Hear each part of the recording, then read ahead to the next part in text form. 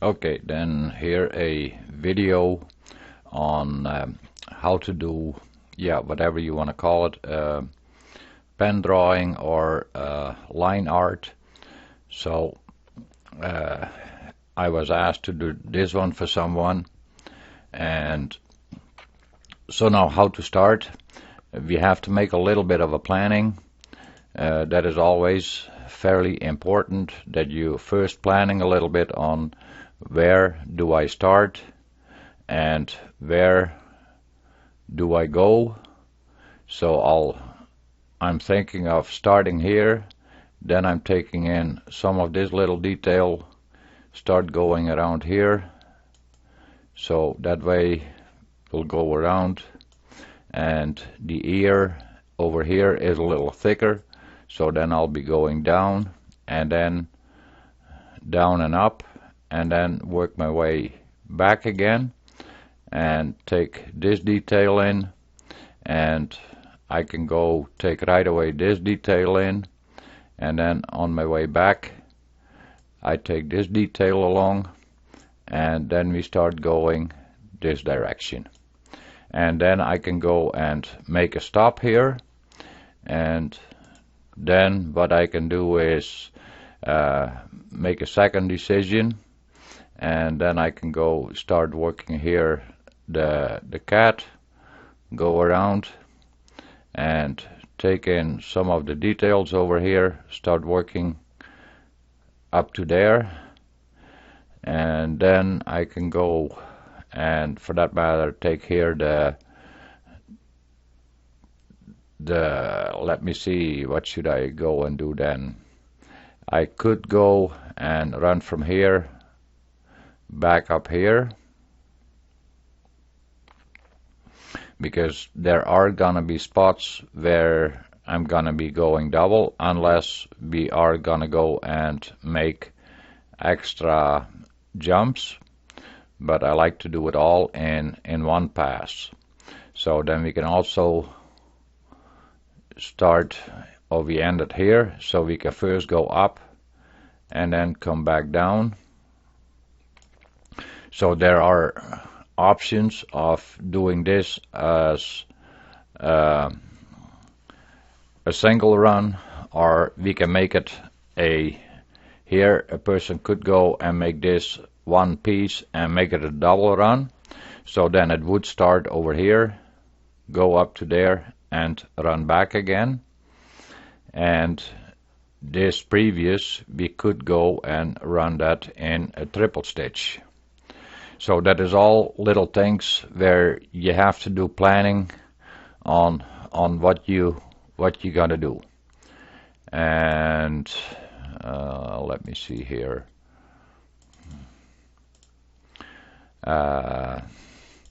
Then we can go here. We can take some of the detail along, go around on the chicken, and we can end up over here. And then we make that same decision again, running this one with a double run, and then connect it into there. Then can go into the rabbit, do the same thing again, take in the detail, go around, and now it becomes a little interesting which direction you're going to be going, up and back and forth little, picking up some of the little detail, and then you come over here, then you have to make that decision again, which direction am I going to go. Am I going to take in the horse and start working my way all the way around the horse, and that is most likely that is going to be the best way of going. So then if you go from here, we go try to take in some of the detail, and we're gonna go take all this detail over here in the nostrils and whatnot all in one pass along, go around, and then we start We have to look at some of the details here for a moment too again, on which way are we gonna go. And I probably will, and we don't have to follow the lines really exactly, as long as we're getting really close to it. And then we can take the inner ear, we can work our way in a fast way down this way, and then come back up through the same area again, and then take in the ears, and then start going around on the outside. And oh, I went there a touch too far. Then we go and split off over here for a moment, pick up this little piece what was left behind, come back, and then come around and finish off over here. So there's many different ways that you can go about it. It doesn't really matter where you start, but make first a little bit of a planning on where to start and where you want roughly to finish. And then, even so, when we have this all together, then we can decide over here, we can go and make here the flower area, and we can split then the line what we have created here and reconnect this with that line. So there's many ways that can be done. So I'll delete all this now. So the drawing, what I like to do always is make the drawing right away to the size that we want to digitize. Then what you want to do is you want to lock in your image. So because if it is unlocked, now I can go and move my image. So, and that is annoying if that accidentally moves on you. So if you lock the image in place, then it cannot be moved anymore, cannot select it, and can't do anything with it. Then what I like to do also, bring the opacity down. So because if I have it all the way up, and quite often we're working with a really black and white image, and then it is sometimes harder for following your line. So I like to bring the opacity down, that it is still good visible, and then I go and zoom in fairly close. So as you can see, my zoom is now 1400%.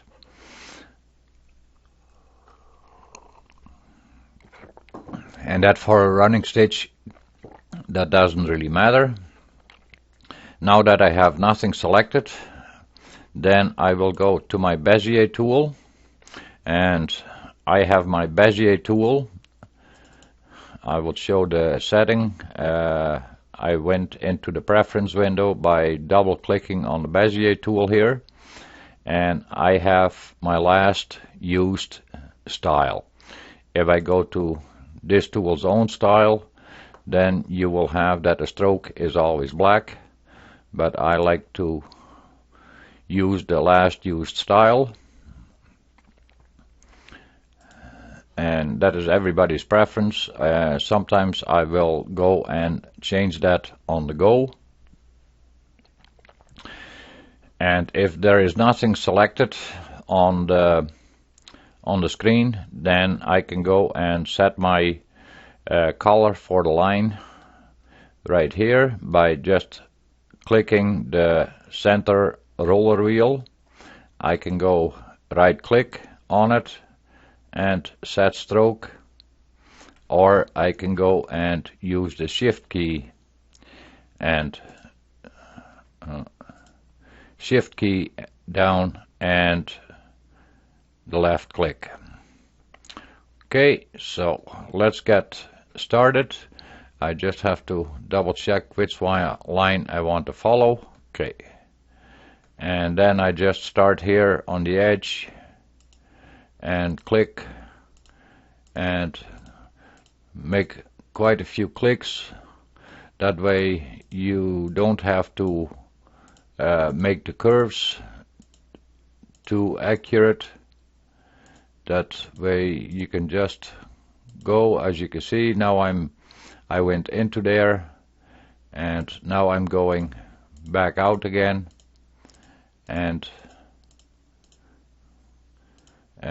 since here the mouth is a little thicker, it depends how I want to do this. If I want to do sideways lines, then that can be done, but I'm happy, and for the video purpose I'm just go, and as you can see I can just like that go and make some points in there if I want to, and then go back here. We could go a little bit of this detail. That is all at your own discretion on what detail you want to incorporate and the density of it. And here the same with now with the nose. I can go put here the extra lines in, just for basically all what you're doing is creating a fill area.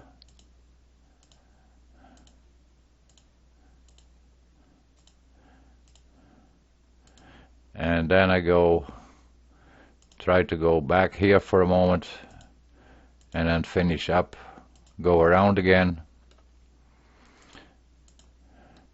And sometimes we are thinking too perfect that we have to follow the line, but that is not really necessary.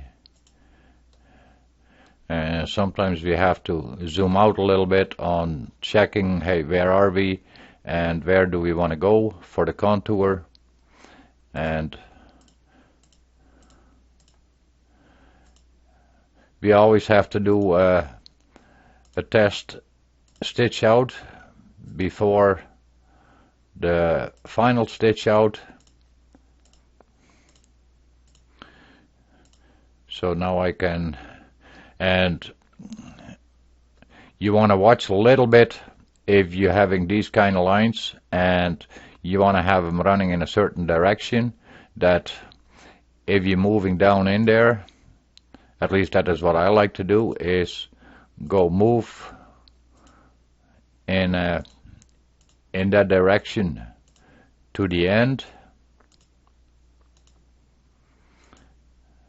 and then start working my way back up again.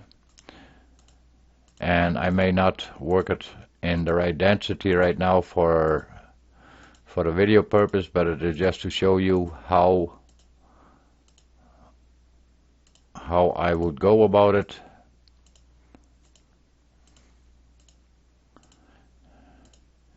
And then I work my way around here, and if I want to have there some extra detail,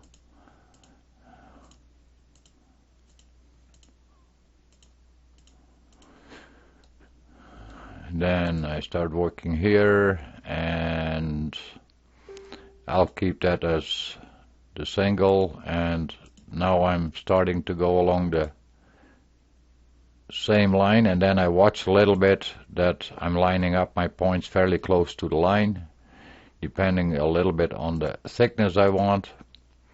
And then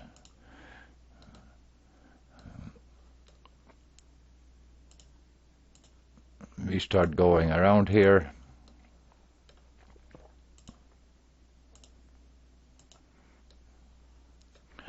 And now we are at the end, so now we have to watch that we don't click on the last node, because then it will make it a closed shape. So we want to just stop before, and then what I want to do is, if I want to take a little break, what I do is I go and click it outside, make a point, and then I press my enter.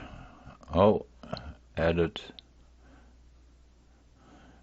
Well, it should still be okay. I thought I pressed a button there, but like now we see a really thick line, and that was because that was my last setting. So we're thinning down the line for a moment.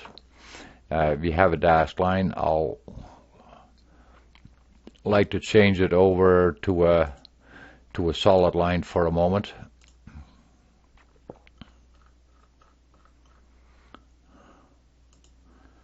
Okay, now it is a solid line, and let me see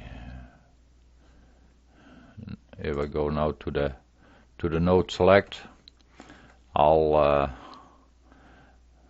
just add another node there for a moment, and I'll move this one toward the outside.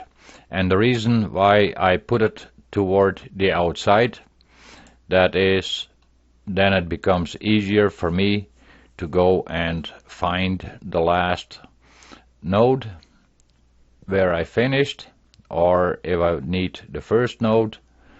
And now that I have this object selected in the node mode, and to find the first node, what you can do is press the tab key, and let's see,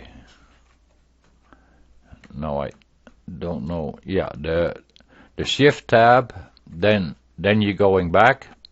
So just a tab if everything is deselected. By pressing the tab, then the first node will be selected. So, and if you need to find the last node in the object, then what you do is press the shift key and press tab, then you have the last node selected.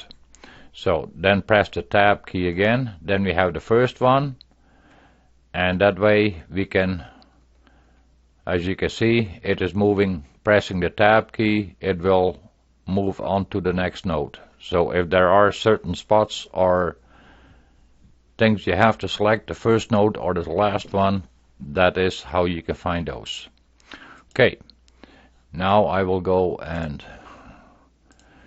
deselect, or I'll select it, change the color a little darker. There we go. Now I will go and deselect, and I'll set a different color for my Bezier tool. And as you can see here in the top corner, my stroke is now set for the purple. And then I will just like that, and since I finished the green one over there, I can start with the purple here on the outside for a moment, and then I can go and move my way in,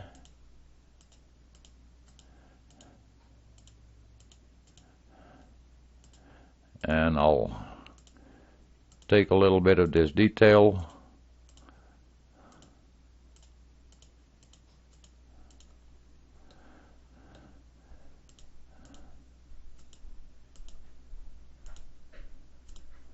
And then we'll take some of this detail right away.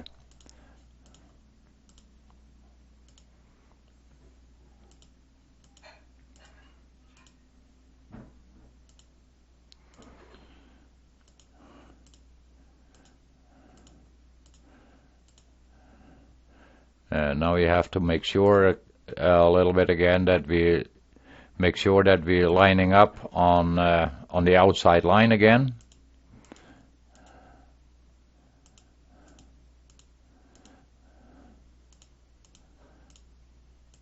And make sure you put enough nodes down, and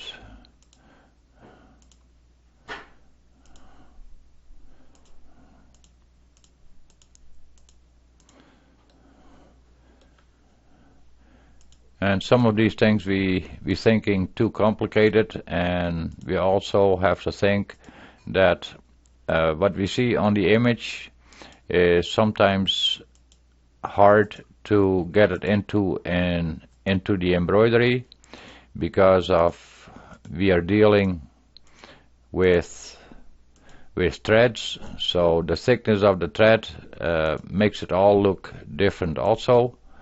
So sometimes we have to leave some of the detail out and make some other minor adjustments to make it look the way we want it. And sometimes the customer wants more than what is really possible with the embroidery. So we always have to keep that in mind. And so now I made a click there, and if I now want to make a stop there, then I can just click that and I can go and bring it outside for a moment again, and then I can go and decide what I'm gonna do next. So then I can go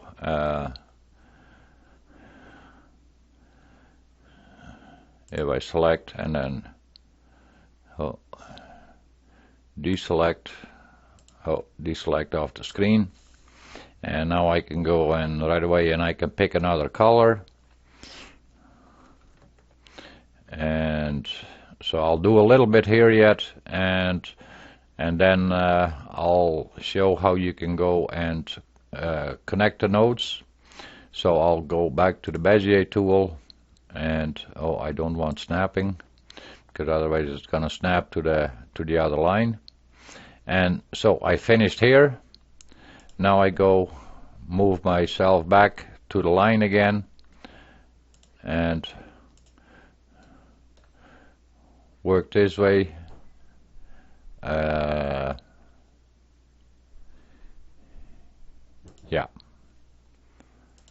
that's the thing. I'm talking and thinking and doing too many things at the same time. I could go all the way to the corner here and then come back here and then start doing here on the chicken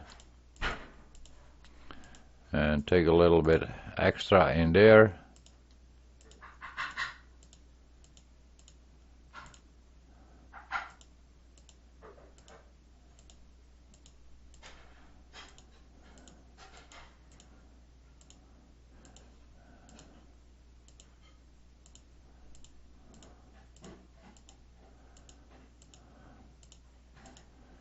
And just keep on going. And now I could go no, I think I'm best off and continue my way up here on the rabbit, and then do the horse, and then from the horse we can work all the way back and then go and create this detail. But I'm gonna stop here, bring it outside again, and give it an enter. So now I'll go and show the connecting. I'll go select all three of them for a moment, and I'll change the thickness here for a moment, makes it look a little different. Now I go to the stroke, and I'll change it to a dashed, and then go extension, inkstitch, Params, and then we get running stitch along path, and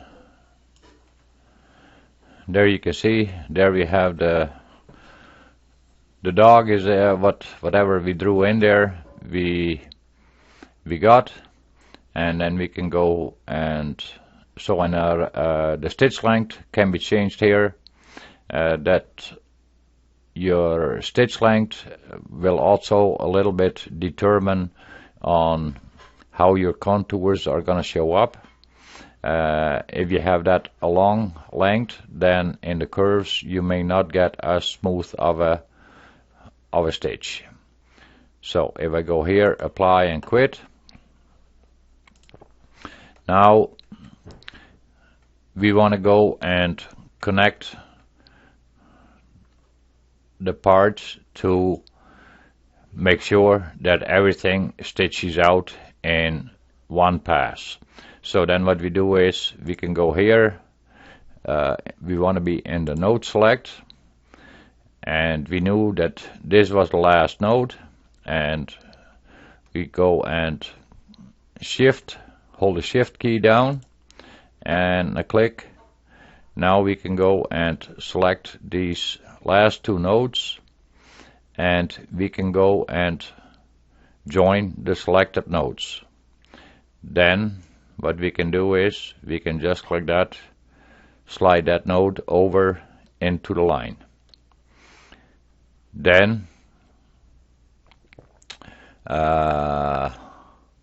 we go and use the shift key again and select the next part with it. Then we go and select those two nodes again, and we can go and join them and move that one right in the line, or we could have gone and deleted. And there we have it. Now if we go to the player for a moment, inkstitch, visualize, go to the simulator,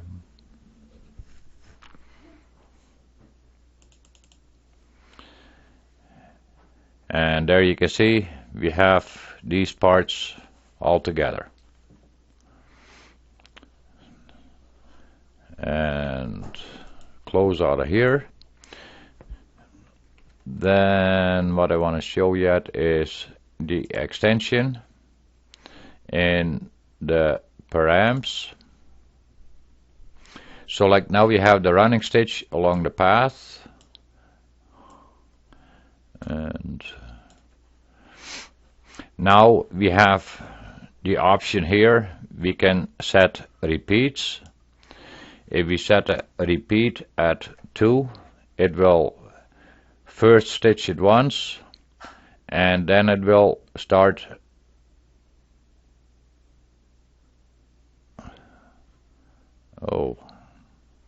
let me replay that one. So it started here, and then it goes all the way back down the same path again. So that gives you 2 repeats. Now if you set it at 3 repeats, it will go at the start, go all the way around, come back, and then start at the start again. That will not always give you a nice results, because what can happen is with the mechanical issues with the embroidery machine, you can have that the lines are not lining up perfectly with each other. So when you're coming to the point of 3 repeats, then what you want to do is just set that one at 0, and we select the bean stitch and we set that at 1. And then we do a restart. Hey, come on now.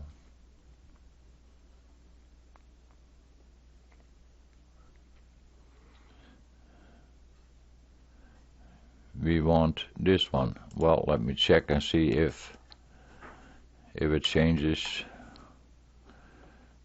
Normally I don't have issues with it reloading, but always when you do a video and then you start getting issues, seems like it. Oh, if I go here, no. I don't want manual stitch placement.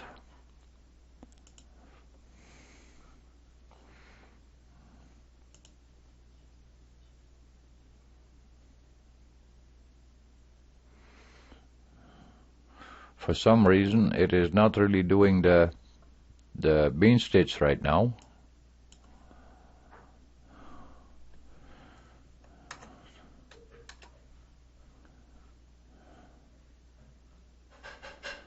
For some reason it's not loading. But let me change that to 1, and then I'll change this one back to the 1.5 again, and then go and just hit apply and quit. And now let's have a look, and let's go to the simulator again and see if it runs things properly now.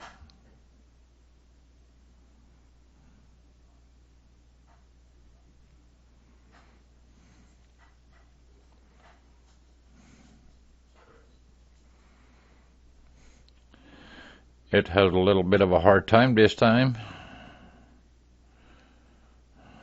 For some reason, something is not cooperating.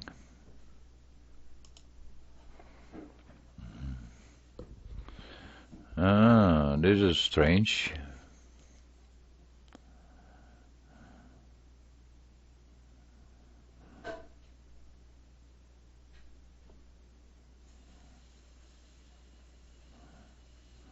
I have never had this before, so I cannot really tell you right now on what the issue is.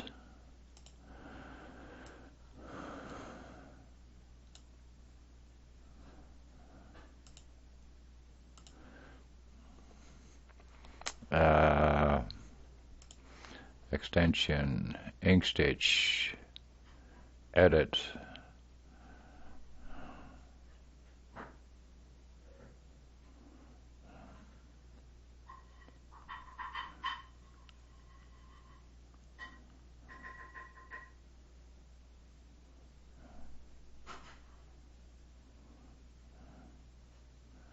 Well, okay, I'll try to remove the params for a moment and remove commands and apply.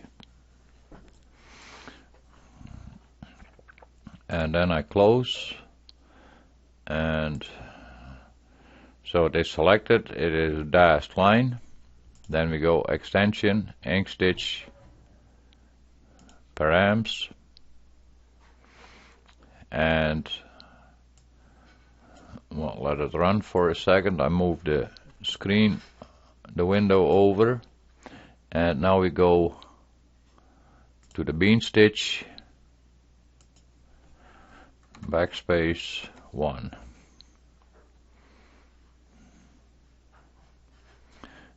Okay, now we probably have to try slower down and do a restart. And as you can see, it is jumping back and forth, and so most likely I think what happened is I had applied params before on individuals, so I removed the params for a moment, and now I'm just reapplying the params, and that seems to have solved the issue. So there you can see it is doing a triple stitch on it right now. And then go apply and quit, and let's go and check the visualize for a moment yet. That one should run properly now too, and as you can see, we can speed it up and then go to a realistic view for a moment, and there you have the realistic view of the start of the design. Okay, I hope this gives you enough information, and if you decide somewhere and you want to add some detail, then all what you need to do is you go and to your node select, and you can go and then make sure that the node is selected. You split the node, and I have my nodes fairly large right now, but then you split your node, and then you can go and draw in extra area. So say if I needed more detail in here,